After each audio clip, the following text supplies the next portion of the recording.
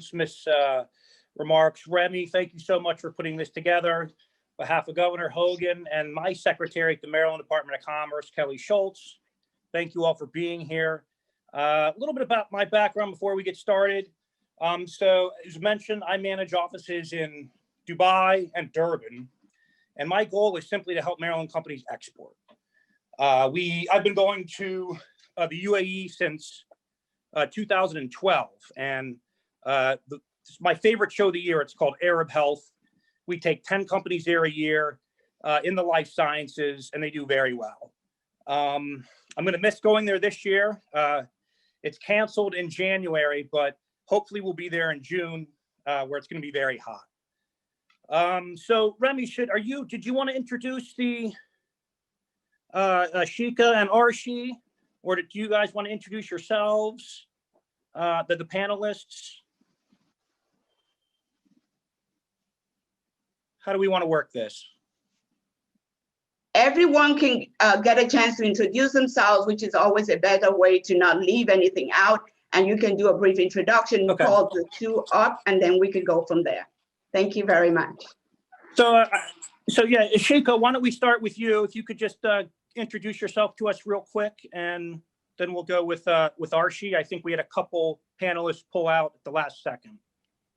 Hello, everybody. Pleasure to be part of this Legal Global Summit. Good morning for people who's with us from US, and good evening for others all over the world. Actually, my name is Sheikha Al-Nuaimi. I'm Executive Director of Commercial Operations at Ajman Free Zone. Ajman Free Zone is in the Emirate of Ajman, and it's one of the 7 Emirates of UAE. Actually, Ajman Free Zone is one of the oldest free zone since 30 years, and I had been through 13 years of experience within Ajman Free Zone in different sectors when it comes to sales and marketing, customer service, and other business development elements. Starting with that, and we'll keep further discussions on the coming time, inshallah. Thanks. Thank you. I guess, Arshi, if you wanted to introduce yourself, that'd be great. Thank you. Thank you so much. Firstly, I'd like to extend gratitude to the wonderful Dr. Remy for organizing and getting together this incredible list of honorable guests, distinguished people, and of course, a very dear friend of mine, Sheikha. She's been kind enough to come together and explain the entire process. Thank you very much, all of you, for having me here. I spearhead the Trustwood Trade Group in the UAE, which is primarily into manufacturing, oil and gas, in mining sector, biotechnology, and also into green tech. Additionally, I hold several positions in diplomatic organizations, royal family offices, various groups in Abu Dhabi, in Dubai, and plenty. The list is extremely long, but we can take that as we go along. Thank you very much for having me. Great. Thank you guys very much. So I guess we'll get to it. We'll just, when I help a Maryland company export, we kind of go through some questions to see if they're, export ready for the UAE. Again, my office in Dubai helps out in other countries as well, but I would say 90% of the work that we do is in the UAE. And again, I'm really going to miss Arab Health in January. I'm in Maryland. It's a great escape for me in the middle of winter to go to sunny Dubai and 80-degree weather. So hope it does happen in June. Just kind of the world we're living in. So guys, let me start out with a question. And I guess Arshi, since we have you on, you can start first. But just a general overall view. Can you guys help identify some of the broader trends that are affecting some of the potential opportunities, affecting some of the threats of doing business in the UAE? So just a broad question for companies who are just thinking about going in. What are some of the trends? What are some of the opportunities? And what are some of the threats? Well, thank you so much. I think the UAE's popularity is likely of a reflection of its status and as a model country, and in terms of regional, political, and economic safe haven. The nation really has developed this global reputation for its robust and diversified economy, which really encourages a can-do attitude among the residents and respectful towards religious and cultural diversity. I think what everybody needs to know specifically, this country is ranked #1 in the MENA region and 16 in the world for its ease of doing business in the World Banking Doing Business 2020.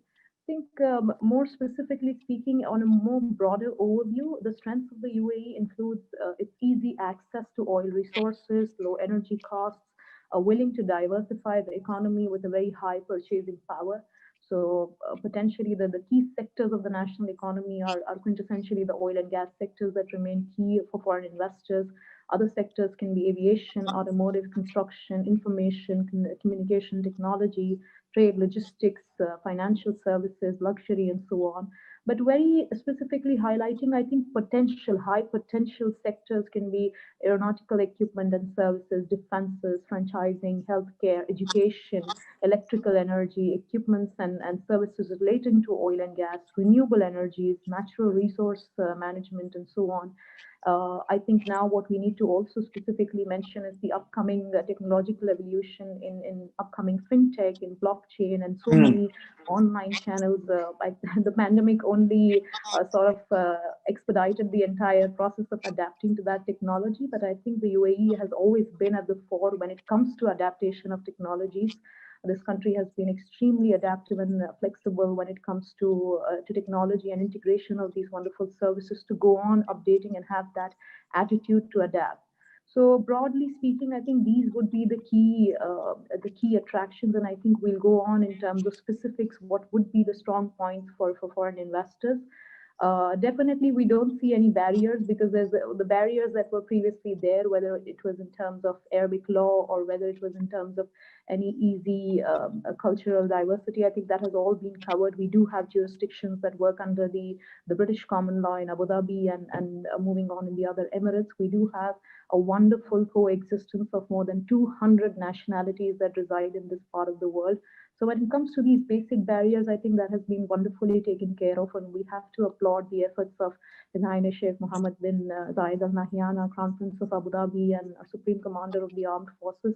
The other leaders of all the Emirates collectively have ensured that this leadership is making a very liberal outlook for every foreign investor to come together, invest in this part of the world, start businesses. And of course, I have never known a person who hasn't moved with family. This is a wonderful place to live with family, with kids, and we're always welcoming. I think Sheikha will only mention about certain specifics, but Emiratis and the Arabic people are wonderful people to work with, and it will only get better for the foreign investor once they're here. Thank you. Yeah, I have some friends who live in Dubai, and their kids go to the American school and love it. Just a fantastic place for families. So thank you. So thank you, Arshi, for your words. And always we consider that we are living at this country as one family, regardless nationalities or religions. We have grown up on this vision from our leaders. And if you will allow me adding on Arshi's growing sectors, let's say in UAE. First of all, I would like to introduce UAE is a non-country, which I will not elaborate on that, but I would like to explain that we do UAE consists of 7 emirates, which has its uniqueness and in economy features and potentials. So when we come to the strategic location of UAE, it's an important hub to serve trade routes from west to east and into Asia. So the UAE has become an international center to do business in finance, banking, manufacturing, and especially when it comes to logistics and free trade. So most of the sectors that has been grown is because the free trade zone that has been developed in UAE. It's one of the biggest growth drivers in promoting international business to come in this region, and attractive incentives in UAE had supported the trade zones. So most of the businessmen focused on trading and approach UAE as an preferred destination to start their business. Supporting on that, the lifestyle and the culture of the UAE present openness for various nationalities, as you mentioned. to thrive and develop successful business. Adding on that, the UAE economy is considered one of the largest Middle East with its GDP value, and at 400 billion US dollars. So this diversity has grown number of sectors. Even in the mid of the pandemic, we had the health sector and let's say the e-commerce sector has been grown dramatically in such a period. So this is mainly some highlights from my side, adding on Arshi's words. Great. So thanks, Sheikha, and we'll stay here with you. You know, this question is for the women in our audience. So every year that we've been going to Arab Health, we take again 10 companies, and I'd say at least half of those are women-owned businesses. Last year in Arab Health 2020, which was actually led by our Lieutenant Governor, there's a company called Sonave that actually won one of the pitches there, women-owned business, Sonave. So just wanted to know, can you guys give some good examples of how, women-owned businesses are faring in the UAE in 2020, and just maybe give some examples. I've got plenty, but yeah, just wanted to hear about the overall business climate for women-owned businesses in the UAE.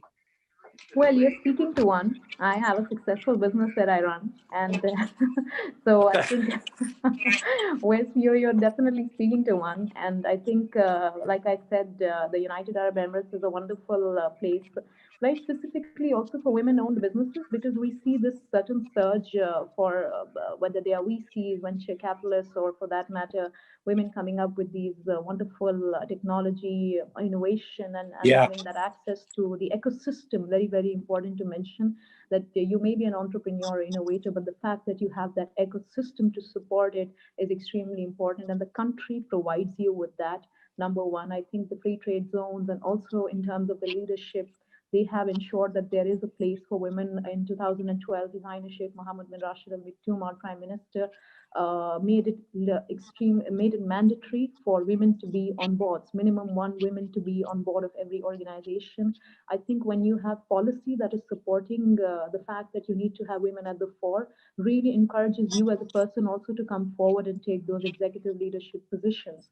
So most definitely speaking, I know of plenty of women who are leading these wonderful companies. We have this beautiful circle. We see wonderful women like Sheikha being at the fore of government free zones. And I think I can most definitely say that women are in a better place in this country because of the men, because we have this wonderful community of men that are supporting us, and their efforts are tireless, they are unending, and we're hopeful that we see more and more young girls and students to come up with ideas and prototypes, and we can support them in our best capacity.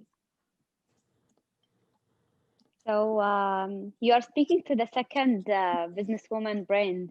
So it's right. You have a line of businesswomen here. Actually, today is my 6th-year anniversary in business, and that's all because of the support of the UAE government when it's given to women's and men's. Let's say for that we are completing each other, and we are not competing with the challenges that makes us only compete. On the other hand, the Ajman Free Zone itself supports businesswomen in creating special packages for them, and even for pioneers and freelancers. So any skilled, let's say, woman or even men's, we do support packages in equivalent let's say levels for both genders. We do have special packages for youth when it comes to startups, and we do have packages for freelancers who try to have their business beside their let's say jobs or their usual life, so they can practice their hobbies and convert it to a business. So we always focus on creating and this is because of the vision of our leaders, to create packages as a first foundation for either it's youths, women, men's, and all different type of, let's say, all different genders and all different nationalities. So we don't differentiate between any in firming those attractive packages. So it's very special incentive that has been done for business startups, and it's just almost 1,000 plus dollars to start their business, having their location, their license, and all their needed support to start business in UAE. So all this affordable package can support the starting journey of any business woman or man in the coming, let's say, future. And we always keen to and motivated from our leaders to find a better supportive solution for youth in this region. Yeah, so Well, you know, just to like I add a said, little bit to that, I think what I'd like to add to what Sheikha mentioned in terms of the present status, I think women business owners account for about 10% of the total private sector in the UAE. 23,000 Emirati businesswomen run projects worth over 50 billion AED and occupy 15% of positions in boards of the chambers of commerce and the nation otherwise. 66% of the government employees are women, and over 30% of managerial positions in various industries are taken over by women. So I think in terms of, and also very importantly to mention today, as of 2020, 50% of the Federal National Council, the FNC of the UAE, comprises of women. No other country in this world has that. So I think in terms of applauding the leadership when it has participation for women in at the fore has been incredible, and it only gets better. yeah, no. So again, when we brought the Lieutenant Governor Rutherford over to Arab Health in 2020, he was really just impressed with the amount of women-owned businesses that we had visited. Yep, I think Kimya, and he actually wanted to, you know, have us install, you know, some marketing to our Maryland companies, women-owned businesses. Hey, you know, the UAE, very you know, good opportunities for women-owned businesses to go over there and succeed and thrive, and just plenty of resources to make that happen. So I'm glad I asked that question. We hit it out of the park with that one. So I have a couple more. So let's go back to, you know, a company that wants to look into the UAE and some of the questions they might ask. And we kind of covered this a little bit earlier, but can you guys give a breakdown of the type of, you know, consumers there are in the UAE, and maybe how they differ from the rest of the Middle East region? So, you know, if I'm a company and I'm not quite sure, and I need a little bit of breakdown of the consumers, just give a little, you know, information on what that snapshot, your consumer snapshot, looks like.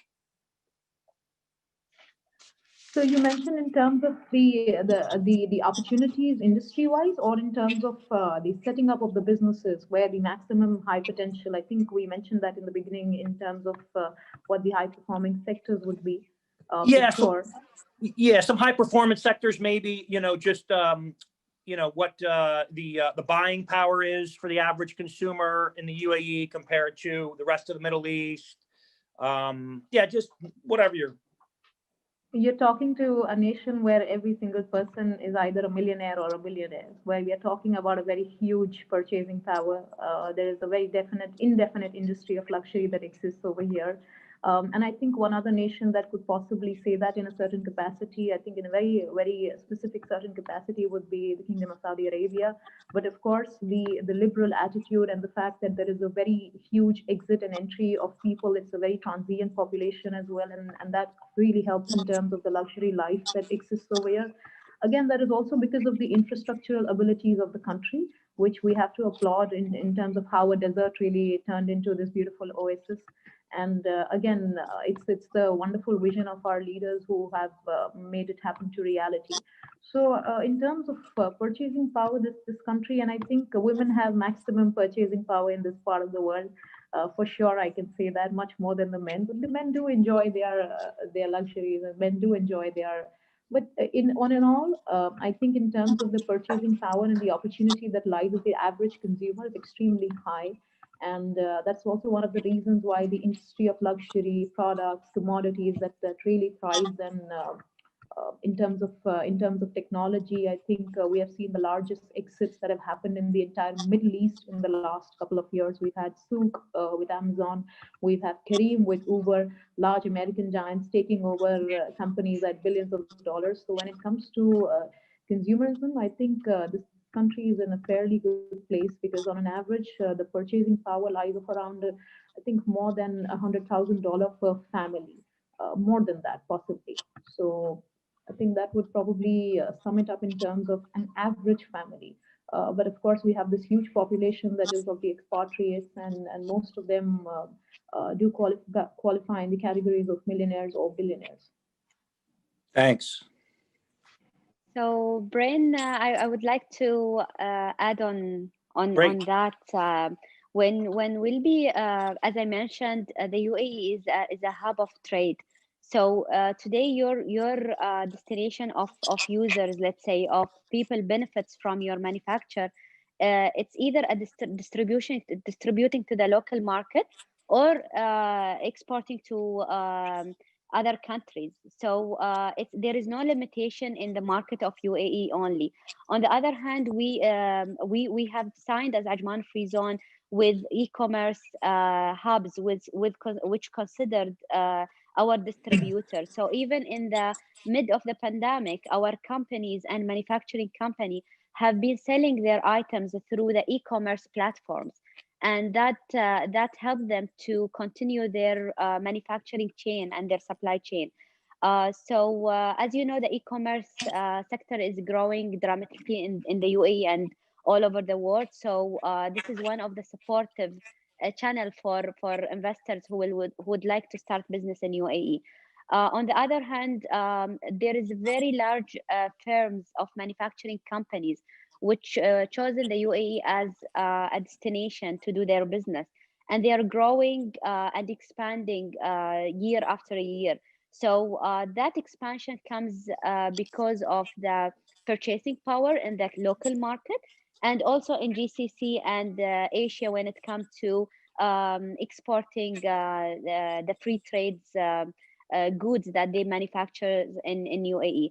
Adding on that, maybe focusing on the Emirate of Ajman itself, we have developed a state-of-art infrastructure that supports this, let's say, exporting and importing, let's say, logistics. And that's because of our strategic location near to Ajman port. It's an industrial zone which is stick to the port and helps people to transfer their goods from Ajman itself and also from the other Emirates. So having a solid infrastructure that helps all companies to tick the box and choose Ajman as a location to start their business. We have a number of companies that have started in 90s, early 90s and end of 80s, and they are growing day by day. I'm meeting our business partners last week and even today, and they are looking for an expansion area, which we work on this demand to supply them with a new warehouses to store their items and to manufacture. We do have a new project that will start in Ajman Free Zone or be launched in February 2021, but the booking has been already started. There is a very high demand on those warehouses. There are 80 warehouses, but the booking is dramatically increasing day by day on this project because there is a high demand for manufacturer companies and industrial companies to choose Ajman as a location to start their business or expand their business from other Emirates or from other even continents. So we really welcome all people who is hearing us today in this conference, and we are here to support them with their needs.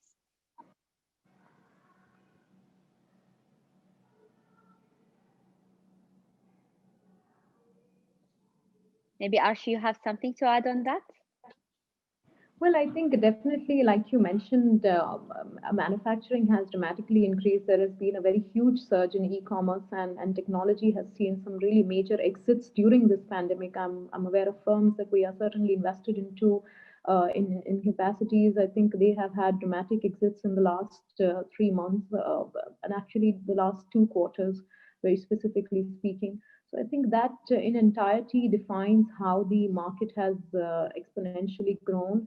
And of course, like you mentioned, whether it has been in terms of people expanding. I know many of them who are expanding and are looking for more and more opportunities to invest into. That really speaks boundaries about what an average consumer, and also like you mentioned in terms of the relationship that the UAE has. It's the flag bearer of the entire Middle East when it comes to entry and exit points, import and exports, which are extremely heavy. And I think what the people and the attendees need to know, the UAE has been given the most favored nation title by almost 149 countries that really enable bilateral trade and bilateral trade and in terms of goods, commodities, and also the retention of talent, of the wonderful infrastructure and the life that this country enables you to have. So I think purchasing powers, consumerism, and that has exponentially increased in the last 2 quarters,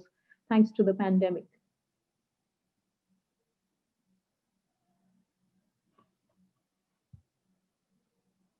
I think Brian has been. Brian, are you there? I was muted. I'm sorry. Can you guys hear me? Yes.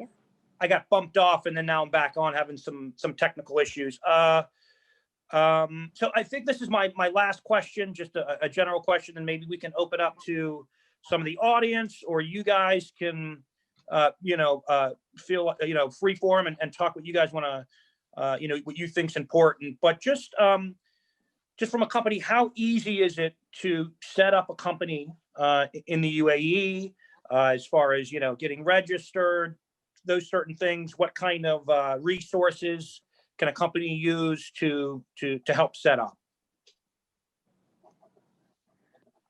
Well, I think I'll just speak from a business owner's perspective. Perhaps Sheikha can give a much more definitive view when it comes to setting up in terms of the entire documentation, compliance, and the costs. Because the Ajman Free Zone, in my capacity, since I'm invested also in Ajman Free Zone, I can say they have one of the most seamless setting up of business, wonderful management, and the entire team has been extremely proactive. The first step in my capacity that I would suggest is you have to determine a legal entity, choose a trade name, apply for a business license, choose for an office space or a virtual office depending on the type of your business, get pre-approvals, register your business, get your license. There is actually no minimum capital requirement in most of the free zones, like for example, whether it is in Kizad or in Abu Dhabi, or 2454 in Abu Dhabi, or the Dubai Airport Free Zone, DMCC, which is the multi-commodities, or for that matter in Hamria Free Zone. I think what is important to know is the kind and the type of your business really ascertains the type of your license as well, whether it's a trading license or a service license that needs to be ascertained, and the kind of initial approvals are not too many.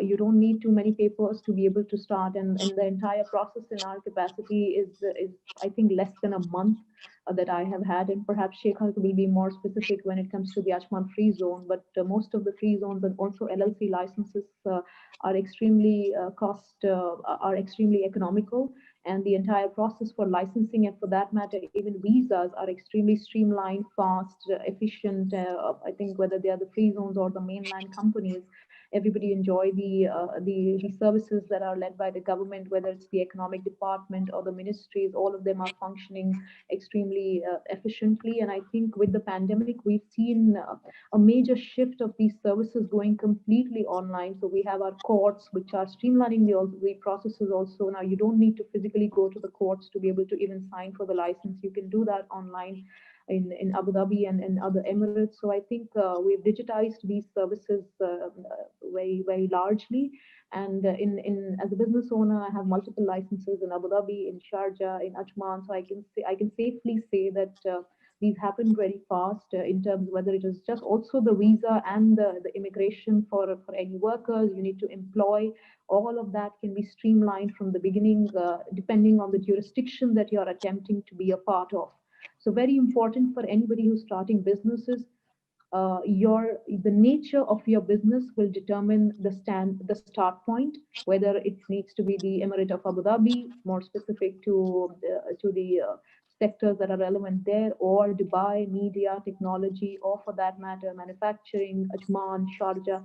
Your activity will first determine your standpoint, but of course, it's important to have that with the correct jurisdiction that streamlines the entire process, allows faster approvals, allows faster enabling of hiring employees, gives you that entire ecosystem. So for example, I'm aware that the free zones are helping you out, whether you're a manufacturer, they're helping you with e-commerce distributors. I think Ajman Free Zone, for that matter, has been wonderful in getting the entire ecosystem together.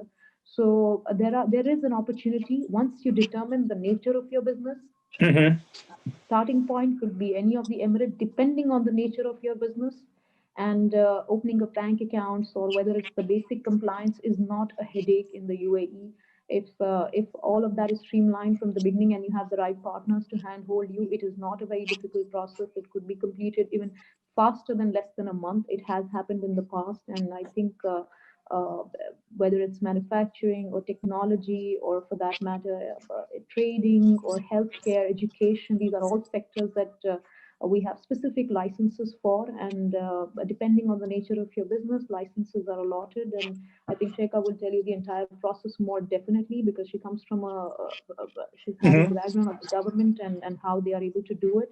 But of course, I can safely say that since I'm invested in the Ajman Free Zone, they have been wonderful, they have been seamless, and we are hopeful that our relationship with the Free Zone is continuing to thrive even in the times to come. Thank you. Thanks, Arshi. So thank you, Arshi, for that. And we are proud to have you one of our investors and representatives. Mainly we have focused on our vision in simplifying business to amplify success of our success and our investors' success. So when it comes to that, we have created our electronic platform to start your business. So you can start your business and your business setup from your place. You don't need to travel and come to UAE or to reach to our place in order to start your business. So we have focused to have it hassle-free, smoothly start your business setup, and we have a team that are working with the investors more as an advisor rather just to serve them in their setup process. So when any investor just put in his mind that he's willing to invest in UAE and still he don't know how to what to select and what to do, just by raising that request on the website or calling Ajman Free Zone, our advisory team in the sales help him to select the specific activities that he can work on, the location that suits his business. So all this advisory help is done by our team. When it comes to starting the registration process, that takes only 1 working days for our investor to get his license in a place. We take care of all approvals with the government. We take care of all the processing of his visa and his workers' visas too. We take care of all government approvals when it comes to even opening the bank account. We have some of our strategic partners like Ajman Bank and Al Mashriq Bank. So we take care of even smoothing their process with the banks. After opening the business, our journey with our investor doesn't end to that level. So, Ibrahim, we have initiated number of added value services after starting the business. So if the investors looks for insurance services, we have a special rate for our investors. When it comes to the logistics services, we take care of such services with the client, providing the best price in the market, recommending number of companies, because as you know, Ajman Free Zone attract foreign investments, which needs our guidance and our advisory tips on what to select and what to do and what's the best for them. So we do care about their logistics, their transportation, their even residential areas. So our team works as an advisory for our business partners. So it's not only about getting your license or your rent to start your business. That goes much farther, because we believe in the success of our investor. If our investors are successful and doing their business successfully, we'll be proud, we'll be feeling this achievement with them. So it's our role to complete the journey. It's our role to support them to be successful. We have a very high level strategic partnership with Ajman Port. So when it comes to traders, the process is digitized. All the process are digitized, from setup, from clearance, from approvals. So even from the payment, you can pay your setup fees from your place by using your business, your credit card or your bank transfer or wire transfer option. So all these let's say digital platforms are in a place, and you can start your business from anywhere from the world. That's great. When we took Lieutenant Governor Rutherford over, we had a chance to visit the Dubai Smart City Accelerator, and just thought that was such a wonderful asset for the UAE, for companies to come and have a nice place to set up shop, get all the resources. We sat in on a couple meetings, and that just had all kinds of mentors that were helping these companies grow and thrive. So we were very impressed with the Smart City Accelerator when we visited it. It's just an incredible asset. And I think you guys have, that's not the only one. You guys have more incubators and accelerators as well. I think plenty of accelerators existent in all Emirates. Like I think I'd like to add that it's existent in the Emirate of Abu Dhabi, more specifically in the most robust community being in ADGM, which is a wonderful ecosystem for startups and entrepreneurs, innovators to come together and have access to that infrastructure to be able to scale their companies. Like you mentioned, accelerators in Dubai, smart city, blockchain, innovation licenses also in the IFC have been recently initiated, and asset management allocation licenses have also, there is a way to turn that and have that much faster, because we have these wonderful third parties supporting the companies in the DIFC regulation. Also, for that matter, in other parts of the Emirates, we have these wonderful initiatives by the government to be able to create that community. I think the investor base, the access for the consumer base, the infrastructure for the technology to function, subsidies that are offered by the government specific to the line of business. And I think that the list is going on and on when it comes to incentives for these, because technically there is 0 personal tax, 100% company ownership, 100% repatriation of capital and profits, no currency restrictions, and 100% import and export tax exemption that are offered to certain kind of businesses. So I think that the list could go on and on when it comes very to friendly. Wonderful initiatives that the government, each emirate-wide, has taken, and I think all of them are doing a wonderful job in terms of attracting. Sorry for the glitch. In terms of attracting more and more investors to come together, the UAE is not just the second home, but now the first home of many investors, and I think that's a very proud place to be in. Thank you very much. Thanks. Sheikha, do you have anything to add? Actually, I would like just to add that when it comes to which sectors are growing in Ajman Free Zone, we focus on growing number of let's say type of business when it comes to a full supply chain. So we do have companies in healthcare sector, education sector is there, and we do welcome international universities to open branches in Ajman Free Zone. As you know, the Emirates of Ajman is supporting education when it comes to the main strategy of the UAE.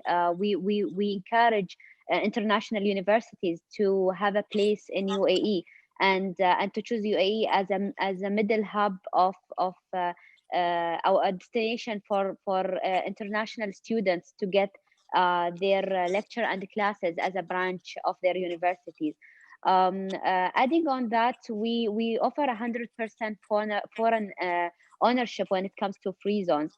So we do welcome all investors from all over the world to invest in such a destination, which will offer 100% foreign ownership, which will offer a zero taxation zone, which we don't have any VAT applied in our zone that is identified as Ajman free zone area. We do have number of incentives that we would like people to take opportunity and benefit from it in this pandemic. We welcome manufacturer companies, trading companies, freelancers, SMEs, startups, all of them to start their business from Ajman free zone. Our sales representatives are ready to assist anyone within the day of the conference or after that to support them on their inquiries, and maybe we'll be answering a number of those inquiries within our sessions today. Yeah, great. So I think we have a couple minutes left. Did we want to take some questions from the audience?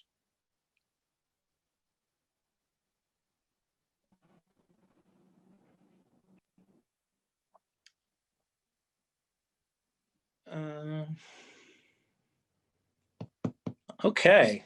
Well, I'm not sure. Maybe we've got a few minutes left. Brian. Arshi. Yep. Hello. This is Dr. Brisley. There is a question. Can you see the Q&A up in your screen? I cannot. Yeah, unfortunately, I'm in a remote look, so I'm using everything through my phone, so I can't see. Gotcha. Okay. The first question is, does Ajman free zone fall into the strategic location? How far is the port and airport? Is there any e-commerce partners? So I will be elaborating on this question. First of all, thank you, Mohammed, for such a question. Ajman free zone is stick to Ajman port, and when it comes to the other ports of the Emirates, it's just a distance of 20 minutes to other ports. We do have ports in Sharjah and Dubai. All these ports are as a distance of 20 minutes to 15 minutes driving on the highways. When it comes to e-commerce partner, yes, we do have a strategic partner, which is noon.com. It's a non-international brand that support e-commerce in different goods like clothes, gold, diamond, food, when it comes to consumer. Are you open to working with startups from the United States focusing on smart cities? Well, I think obviously, like we mentioned, this country is extremely open to innovators and entrepreneurs, not just with smart city, but in every capacity that you can possibly anticipate. I think this is the only country in the entire Middle East that has a specific crypto regulation, very robust ecosystem for the companies to come together and have access to family offices. Trusts and companies led by the royal families have access to sovereign partnerships, and of course having access to this entire investor base also of Saudi Arabia, because they are extremely well invested in the regulation and the entities in this part of the world. So not just smart city, but I think everything that you can possibly anticipate if you're an entrepreneur, innovator, company, product, service, feel free to reach out and participate in reaching out and achieving your UAE dream, because for most people, for most companies, this part of the world can really help you. And there have been plenty of success stories, large exits in the past, to be able to fact that with information. So more specifically speaking, whether it's smart city integration, blockchain, upcoming fintech, crypto, tokenization, very specifically also speaking, having crypto exchanges, I think this country has, like I mentioned, been the flag bearer in the entire Middle East when it comes to liberal access and openness to adapt to the upcoming world trends, whether it's from the United States or from the European Union. We are very good with each country, and I think that's what really speaks volumes about the peace and stability that exists in this part of the world. We are extremely neutral, and that really helps startups and innovators to expand, having access to the Asian subcontinent, and also keeping their hands in the Middle East and of course in the West. So I think from that standpoint, we are in a wonderful place, and most specifically speaking, every jurisdiction in the UAE is supporting that vision for sure. Great. So I think it's 10 Maryland time. So I think that ends our panel. Well, we have a couple more questions, Brian, if you don't mind. Okay. Our next panel is at 10:20, so we can field a few more. What is the opportunity for agricultural business and its value chain in UAE? So I'll be elaborating on this question, and I'll be happy answering, especially when it goes to agriculture. UAE has been supporting the security of food strategy plans, and agriculture, one of the sector that is we do focus on it and support investors in such field. So we do have new projects that support and fits agriculture companies which like to invest in that. We had been approached by a number of companies, and we are starting in the level of negotiation now, especially from Israel. We had a great discussion in when it comes to solar companies and agriculture. We do have investors from US. Also, discussion is going on in huge investments for food security projects. So it's one of the growing sectors in UAE, feeding the strategy plan of the Emirates and Ajman Emirates specifically. So this is my reply on the agriculture. Adding on the technology and the startups from USA, I just want to add that the technology companies has been grown more than 100% in this year. People focus on starting their business on technology platforms. So we do welcome startups from US, and the process is so streamed, and there is no any challenges when it comes to a certain nationality, as we mentioned previously. So this is my my inputs on the questions, and maybe Arshi can add anything from her. Thanks. I think somebody needs to hit mute. We can hear some background. Thank you.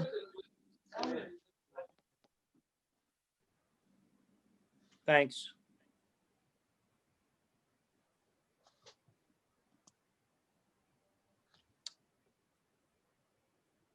Okay, are we still all here?